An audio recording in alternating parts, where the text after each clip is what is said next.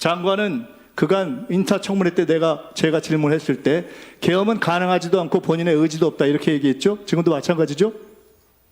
답변하세요.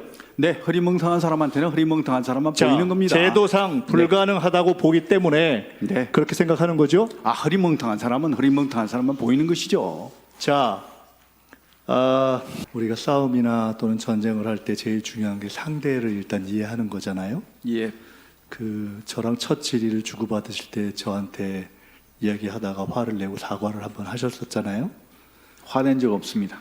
화를 안 내셨어요? 그 속기록에 써 있는 것 같은데 뭐 됐습니다.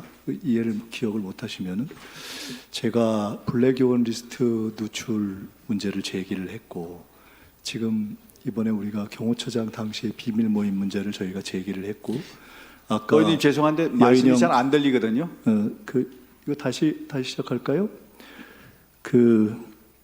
블랙요원 리스트 문제를 제기하고 비밀 모임 문제를 제기하고 여인영 우리 사령관이 굳이 공개하고 싶지 않고 했던 동선까지 우리가 다 파악하고 있잖아요. 이렇게 드리는 말씀은 야당 의원들 일반의 질문에 대해서는 경각심을 갖고 하시고 특히나 제가 질문할 때 신중하게 하세요. 아까 운행일지 문제에 대해서 제기를 했잖아요.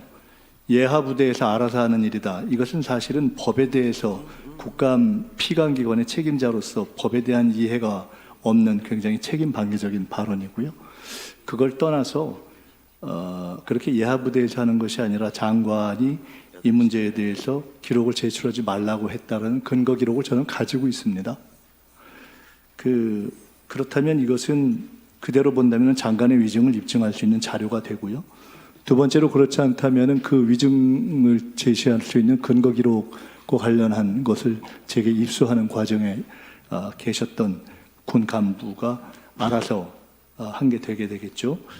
일단 참고로 법을 좀 제시해 드릴게요. 우리 증언감정법을 보면은 국회 증언감정법 4조에 보면은 국가안위에 중대한 영향을 미칠 수 있는 경우에 제출 안 할 수 있지만 증언 요구를 받은 날로부터 5일 이내에 서명하는 경우에만 그렇습니다. 즉 우리가 요구했던 것에 대해서 5일이 지나서도 소명이 온 것이 없기 때문에 일단 이것 하나를 위반하신 거예요.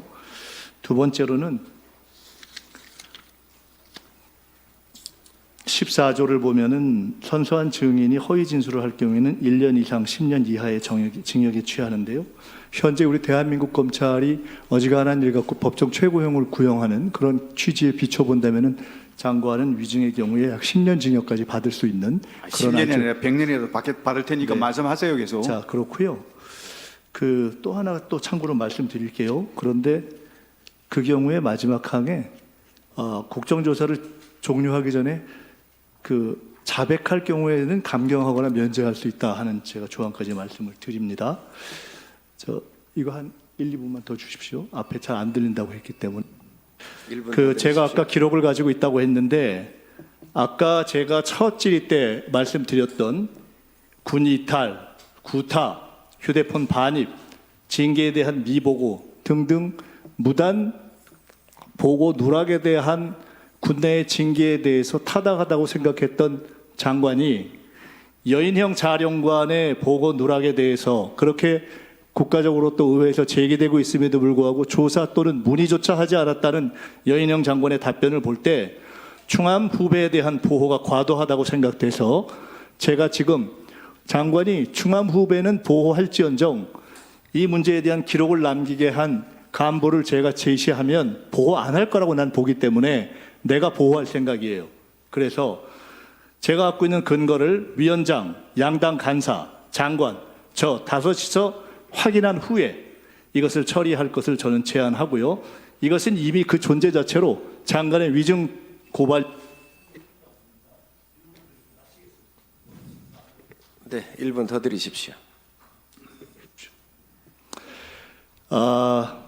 계엄 문제를 제가 제기했는데 조사에 의하면 여론조사에 의하면 가장 보수적이라고 하는 데일리안도 팽팽 그렇지 않은 조사의 경우에는 가능성이 있다는 공감이 50%가 더 넘습니다. 저는 이 이후에 김영현 장관이나 여인형 사령관의 이 흐리멍텅한 대처가 저는 국민들의 의혹을 합리화시켰다고 보고 있습니다. 장관은 그간 인사청문회 때 제가 질문했을 때 계엄은 가능하지도 않고 본인의 의지도 없다 이렇게 얘기했죠. 지금도 마찬가지죠. 답변하세요. 네, 흐리멍텅한 사람한테는 흐리멍텅한 사람만 보이는 겁니다. 제도상 불가능하다고 보기 때문에 네. 그렇게 생각하는 거죠. 아, 흐리멍텅한 사람은 흐리멍텅한 사람만 보이는 것이죠. 자,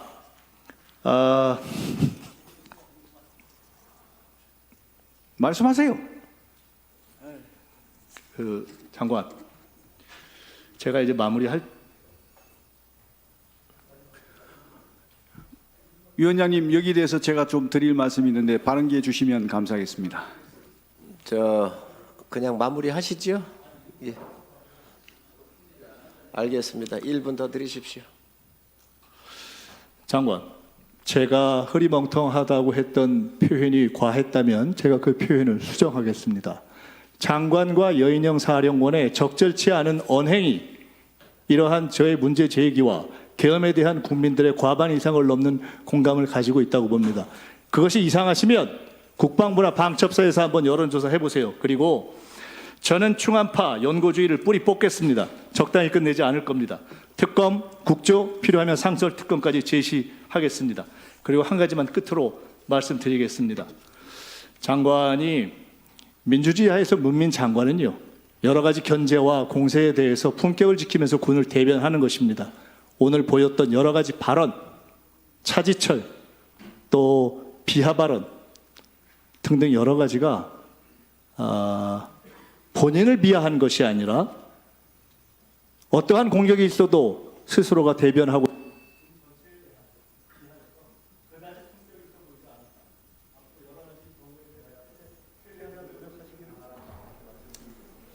네, 김민석 의원님 수고하셨습니다.